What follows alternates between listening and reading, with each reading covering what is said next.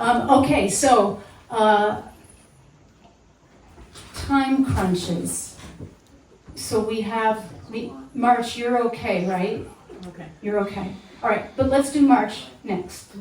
Okay, so everybody, let's put your hands together for an incredible woman and incredible comptroller, March Gallagher.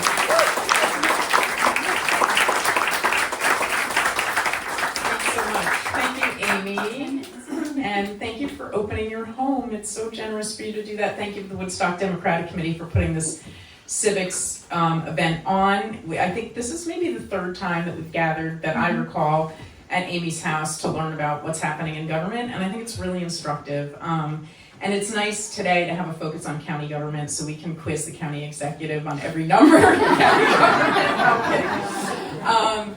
I do think it's nice actually to talk about one subject, because I find as I go around and talk to people, they have no idea the breadth of services that the county provides. And I think when Legislator Collins and Legislator Levine were talking about their committees, it gives you a sense of everything that's done.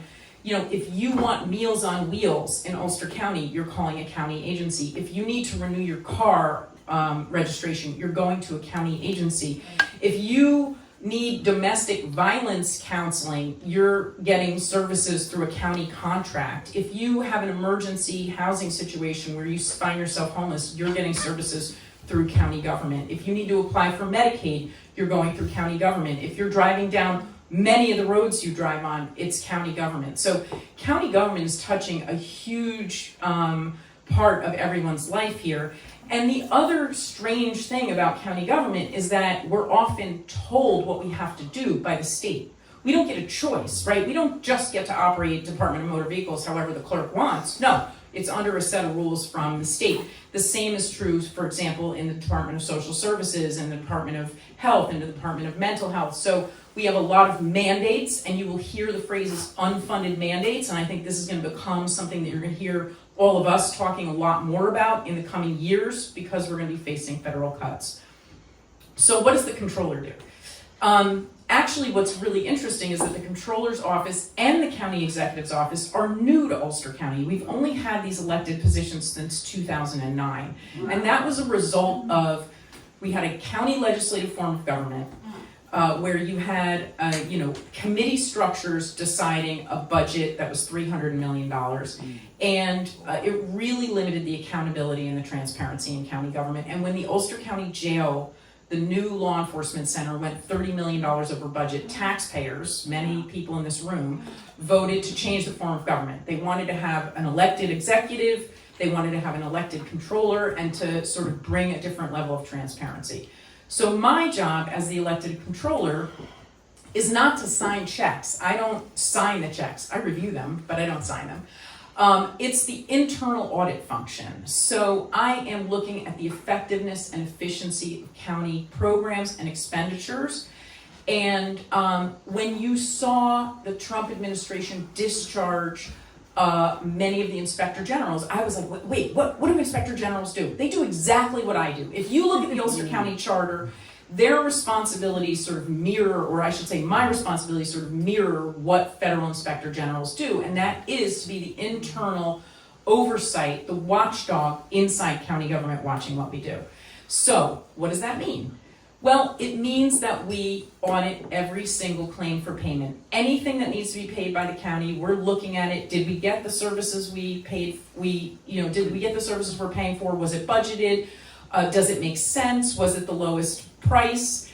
So we're looking at all of those claims. And you might think, like, what do you see in that? What is the purpose of that? Well, I can tell you, I saw somebody taking their staff to the Brunette Wine Bar for a luncheon for $400, and we were like, yeah, no, that's not going to be paid for by the taxpayer.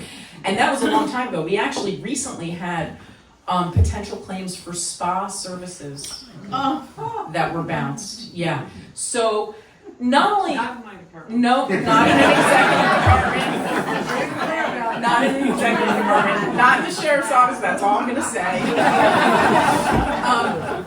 But it really serves as a disincentive to people. People know that somebody is looking. So that's one part of the work we do. The next part of the work that we do is this deep dive where we look at individual specific areas and we do what is called an internal audit of that area. I think the most impactful financial one has been an audit looking at whether or not we comply with our own investment policy. And we found actually no, we don't. We had $200 million sitting in a checking account earning nothing.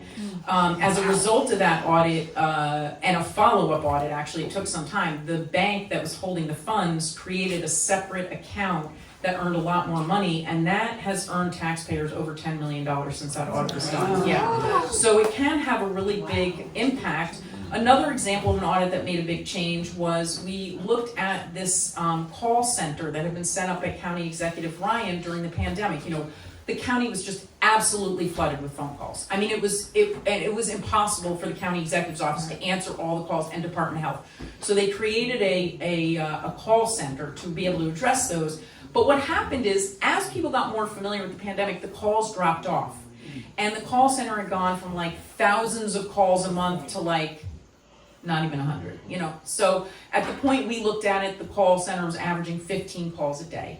And it was budgeted for, you know, $400,000 in expenditures a year. There was multiple staff there. So we audited that area. The county legislature looked at that. This was actually between county executives. I have no doubt the county executive, Ryan, had he stayed, would have made changes there, but we were between Pat Ryan and Jen Metzger.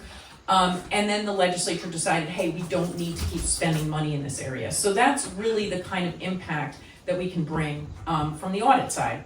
We also report out to the public on information. We're going to be releasing a report in the next week on the impact of short-term rentals on housing availability. And I have to tell you guys, Woodstock, second worst municipality in the county. Shandaken is worse, but over 8% of housing in Woodstock is STRs. That's all units. Over 8% of all units in Woodstock are short-term rentals. So we can share information like that. We just recently released a report on sales tax sharing. Sales tax is the biggest revenue for Ulster County. It supports around 34% of our budget. And we are in a sales tax sharing agreement with the city of Kingston. They get 11.5% of what we get because they could do their own sales tax. How silly would that be? If you shopped in Kingston, you got the county sales tax and you have the city sales tax, right? So the county and the city work together. We charge a single sales tax and then we share those revenues. And a portion of those revenues actually come to the town. Woodstock is one of the towns that gets sales tax revenue, and because the revenues are divided up by assessed value of each town, we group all the towns together and say, what are your assessed values? We apportion the towns that way. Woodstock does pretty good on sales tax, I'm just saying, yeah. Woodstock's taking out really good. So that's another kind of function that we do, just sharing out information. It wasn't an audit, but that agreement on sales tax is going to be renegotiated in the next few months, so people need to know, like, how is that done? What does it mean? How does it work? And then the last area that we've really started doing in the last 2 years, and I appreciate the legislature created a new area in our office for this. It's called quality analysis. It's fine and good to say you're getting what you paid for, but is it good? Okay? Are the services good? I'm going to give you a good example. We now provide mental health counseling in every middle school in Ulster County. And in fact, this is an example of services that we didn't used to provide. And I think when you see what county government is doing right now, it's not what county government did 15 or 20 years ago. What Legislator Collins was talking about, the housing projects that the county is involved in, the county acted like we were allergic to housing 10 years ago. It was like, housing, we don't do that. So we have added a lot of functionality and a lot of expenditures in areas that we didn't used to do, but this mental health area is one of them. And it's quite expensive to make sure that we have licensed clinical social workers in every single middle school in Ulster County, and it's a repeating cost. Fine, we can see how many kids are being served, but how do we determine if the service they're getting is good?